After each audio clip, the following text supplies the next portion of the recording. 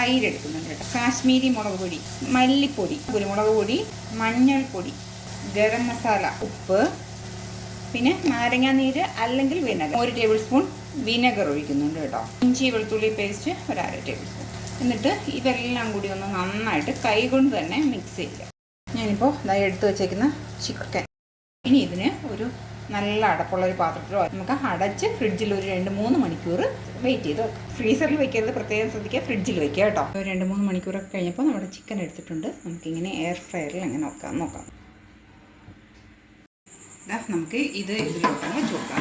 ഇനി ഇത് വയ്ക്കേണ്ടത് 180 ഡിഗ്രിയിൽ 2 മിനിറ്റാണ് ഇതിൽ പറഞ്ഞിരിക്കുന്നത് കേട്ടോ.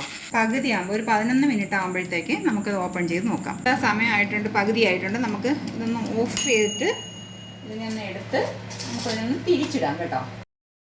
ഓപ്പൺ ചെയ്യാം. 22 മിനിറ്റ് നല്ല